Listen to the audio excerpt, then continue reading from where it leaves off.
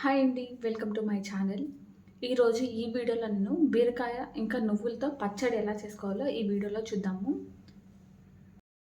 దీనికి కావాల్సిన ఇంగ్రీడియంట్స్ అన్నీ కూడా సెట్ చేసేసుకొని కుకింగ్‌లోకి వెళ్ళిపోదాం.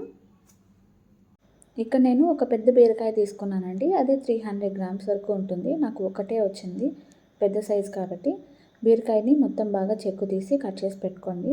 ఆ చెక్కుతో కూడా మనము చట్నీ చేసుకోవచ్చు. నెక్స్ట్ టైం ఎప్పుడైనా చేసి చూపిస్తాను.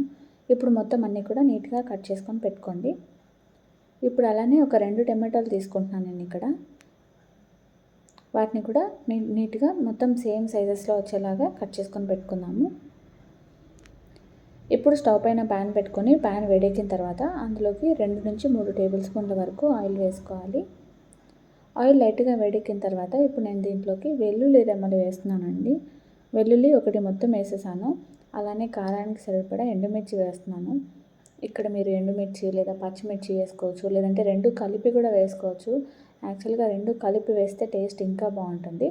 ఒకసారి ఫ్రై చేసి ఇప్పుడు ఇందులోకి 1/2 టేబుల్ స్పూన్ ఆవాలు, అలానే 1/4 టేబుల్ స్పూన్ వరకు జీలకర్ర వేసి మనం కట్ చేసి పెట్టుకున్న బీరకాయ ముక్కల్ని కూడా వేసేసేయాలి.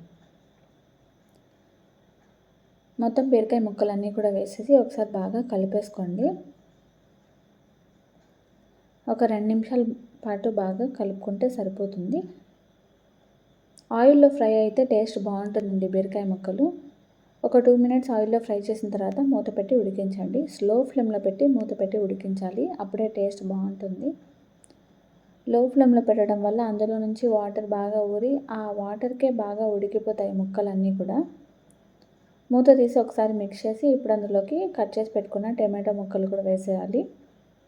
వేసి మొత్తం మళ్ళీ ఒకసారి బాగా మిక్స్ చేసి ఇప్పుడు అందులోకి మనము పక్కన వేయించిన నువ్వులు యాడ్ చేసుకుంటున్నామండి. నువ్వులు ముందుగానే లైట్గా ప్యాన్లో వేయించి పెట్టుకుంటే సరిపోతుంది. దాన్ని కూడా యాడ్ చేసుకోవాలి.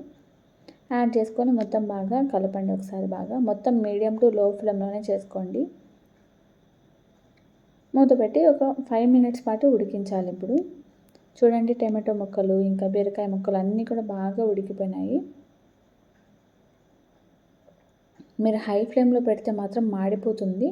ఇప్పుడు రుచికి సరిపడా సాల్ట్ వేసుకోండి. నేను ఇక్కడ 1.5 టీ స్పూన్ వరకు సాల్ట్ వేస్తున్నాను. సాల్ట్ వేసి ఒకసారి బాగా మిక్స్ చేసుకోవాలి. చూడండి, టమాటో ఇంకా బీరకాయ ముక్కలు అన్నీ కూడా బాగా మెత్తబడిపోయినాయి. ఇప్పుడు స్టవ్ ఆఫ్ చేసి మొత్తం బాగా చల్లారిన తర్వాత చూడండి, బాగా చల్లారిపోయింది. ఒక 10 మినిట్స్ అలా వదిలేస్తే చల్లారిపోతుంది. ఇప్పుడు దాన్ని మిక్సీ జార్లోకి వేసి మిక్సీ పట్టుకోవాలి. జస్ట్ కచ్చపచ్చగా మిక్సీ పట్టుకోండి, ఎక్కువ అవసరం లేదు. ఇప్పుడు అందులోకి ఒక పచ్చి ఆనియన్ కూడా వేసుకోండి. ఆనియన్ వేపాల్సిన అవసరం లేదు, పచ్చిగా వేసుకుంటేనే టేస్ట్ బాగుంటుంది. పచ్చి వేసి ఒకసారి మూత పెట్టి మళ్ళీ జస్ట్ పల్స్ అలా ఇవ్వండి. ఒక 2 సార్లు పల్స్ ఇవ్వండి. మొత్తం పేస్ట్ అయిపోకుండా జస్ట్ అలా కచ్చపచ్చగా ఉంటే టేస్ట్ బాగుంటుంది. అంతే అండి, చాలా బాగుంటుంది. ఒకసారి మీరు ట్రై చేయండి. నచ్చితే వీడియోని లైక్ చేయండి, షేర్ చేయండి అండ్ సబ్స్క్రైబ్ చేసుకోవడం మర్చిపోకండి. పక్కనే ఉన్న బెల్ నోటిఫికేషన్ యాక్టివేట్ చేసుకోండి. అంతే ఈ వీడియో. బాయ్.